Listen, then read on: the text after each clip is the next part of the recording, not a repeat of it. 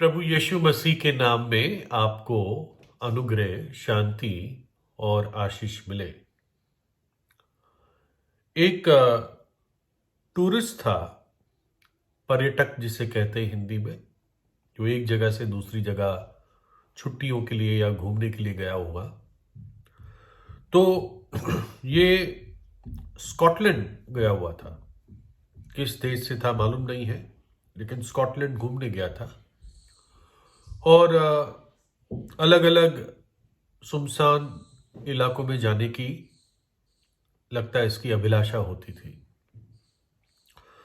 तो एक स्थान पे वो आया जहां पर समुंदर था, और समुंदर के किनारे पर, मतलब वो कोई बीच की तरह नहीं था जैसे मालूम पड़ता है, लेकिन समुंदर के किनारे पर बड़ी चट्टानें थी, पत्थर थे, इस प्रकार से था। लेकिन समुंदर का पानी काफी दूर था उस चट्टानों और पत्थर से।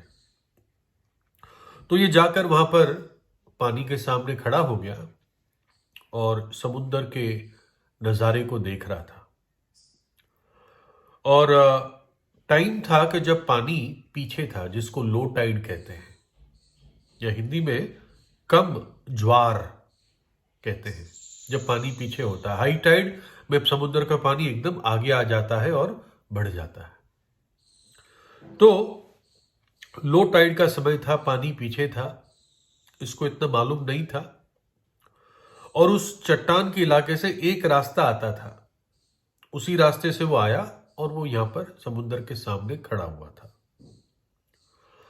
और बहुत ही उसको आनंद हो रहा था। शायद प्रकृति का और सृष्टि का प्रेमी था, और उन लहरों को उछलते हुए देखकर उसका दिल बहुत खुश हुआ।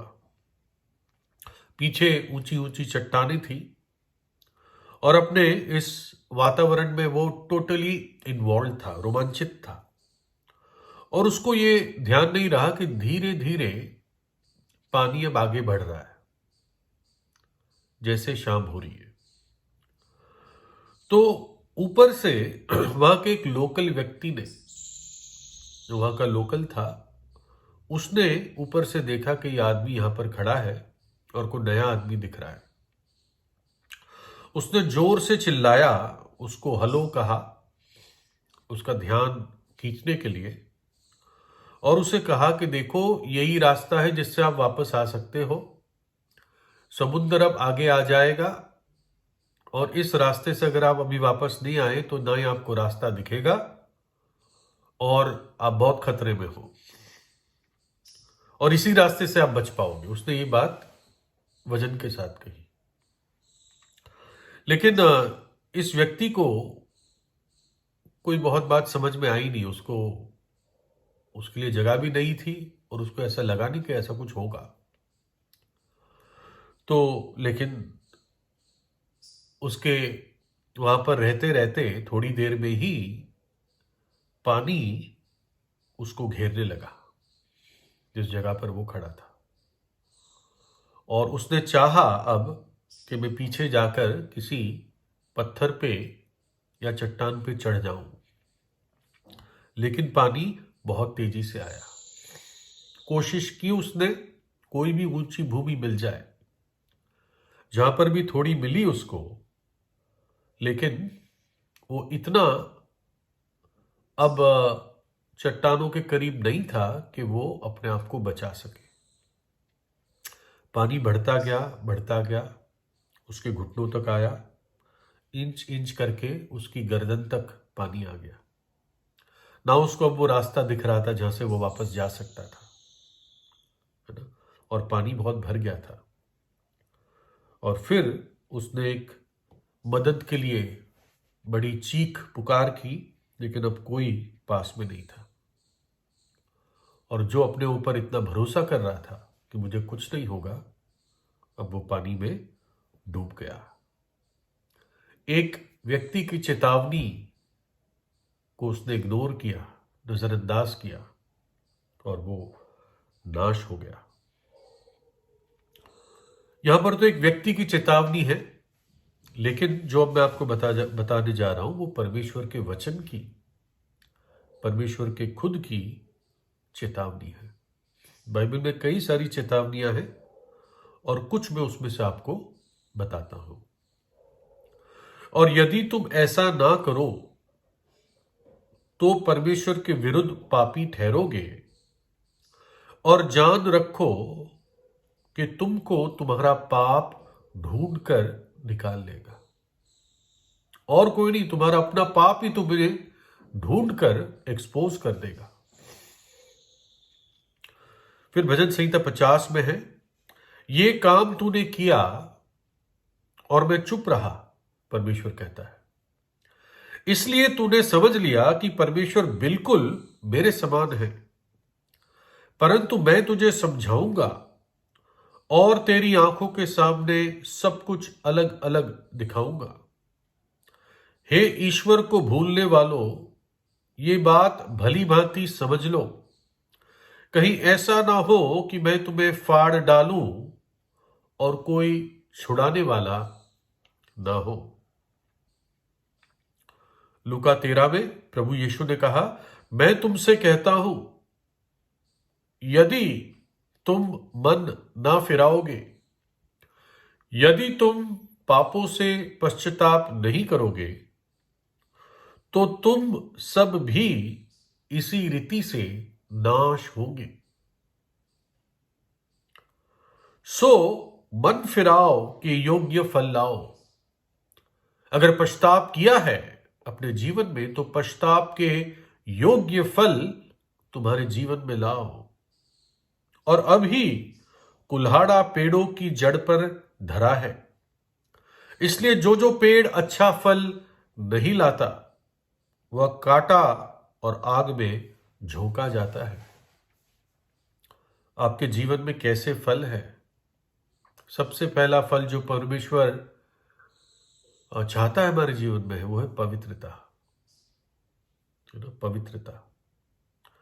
फिर पढ़ते हैं, इसलिए परमेश्वर अज्ञानता के समयों में आनाकानी करके अब हर जगह सब मनुष्य को मन फिराने की आज्ञा देता है। हर जगह सब मनुष्य को पश्चाताप करने की आज्ञा परमेश्वर देता है। पूरे जगत को, पूरा जगत परमेश्वर की दृष्टि में दुष्ट और पापी बन चुका है। प्रभु यीशु ने कहा, यह एक दुष्ट और व्यभिचारी पीढ़ी है। और कहा जाता है कि यदि तुम उसका शब्द, माफ करना, जैसा कहा जाता है कि यदि आज तुम उसका शब्द सुनते हो तो अपने मन को कठोर ना करना। उस आदमी ने अपना मन कठोर नहीं किया था जो डूब गया। उसने नजरअंदाज किया कि कुछ नहीं होगा, समुद्र ही तो है, चला जाऊंगा जल्दी, कुछ ऐसा होगा तो, है ना। लेकिन चेतावनी ना केवल सुननी और माननी है, परंतु सही समय पर माननी है ना। अगर रोड पे लिखा है कि आगे खाई है, आप उसको देखते हो, पढ़ते हो और फिर सोचते हो जब खाई आएगी तब मैं गाड़ी को स्लो कर दूंगा, तो शायद टाइम ना मिले और गाड़ी खाई में जा सकती है। क्योंकि हमारा परमेश्वर भस्म करने वाली आग है। और आखिर में जीवते परमेश्वर के हाथों में पड़ना भयानक बात है। तो ये कई सारी अलग अलग चेतावनियां हैं परमेश्वर के वचन में। जैसे माँ बाप अपने बच्चे को चेतावनी देते हैं, बेटे किसी बुरे दोस्त की संगति में ना रहना, बेटे स्कूल के बाद घर सीधा आ जाना, किसी अजनबी व्यक्ति से बात न करना, किसी अजनबी व्यक्ति कोई कुछ खाने की चीज दे तो मत खाना। क्यों माँ बाप कहते हैं? क्योंकि वो बच्चों के लिए जो खतरा है दुनिया में वो जानते हैं, है ना। वैसे ही परमेश्वर पिता मेरे और आपकी चिंता करता है, क्योंकि ऐसे अंधकार की दुष्ट शक्तियां हैं जो मनुष्य को खराब करती है, शैतान की ताकतें हैं। इसलिए प्रभु ने अपने वचन में चेतावनी दी लेकिन परमेश्वर आशा देता है ना। ना केवल चेतावनी लेनी है, लेकिन प्रभु एक सकारात्मक हमें आज्ञा देता है।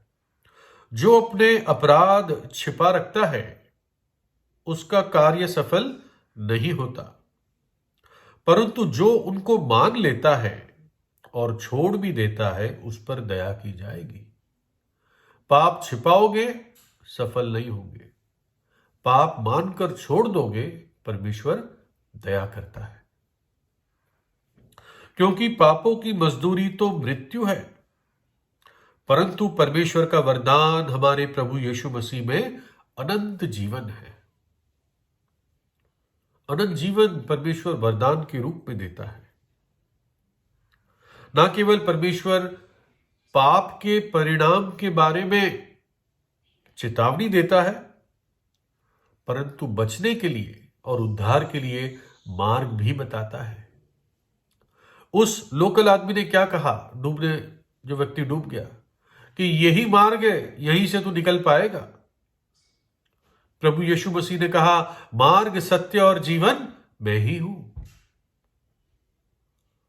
लिखा है यूहन्ना 3:16 में, क्योंकि परमेश्वर ने जगत से ऐसा प्रेम किया कि अपना इकलौता पुत्र दे दिया, ताकि जो कोई उस पर विश्वास करे वो नाश ना हो परंतु अनंत जीवन पाए। प्रभु यीशु मसीह ने क्रूस पर अपना प्राण दे दिया, है ना, अपना पवित्र लहू बहा दिया, ताकि जब एक पापी पश्चाताप करके विश्वास करता है तो यीशु का लहू उसको धो देता है। यदि हम अपने पापों को मान ले तो वो हमारे पापों को क्षमा करने और हमें सब अधर्म से शुद्ध करने में विश्वास योग्य और धर्मी है। उसके पुत्र यीशु का लहू हमें सब पापों से शुद्ध करता है। तो परमेश्वर की चेतावनियों को नजरअंदाज ना करें। जो स्वर्ग से बोल रहा है उसकी बात को ना ठुकराए, परंतु पश्चाताप करके प्रभु यीशु पर विश्वास करें, जिसने आपसे प्रेम किया, आपके खातिर अपनी जान क्रूस पर दी और तीसरे दिन मृतकों में से जी उठा। प्रभु यीशु को दिल में बुलाए। प्रभु यीशु आपको आशीष दे।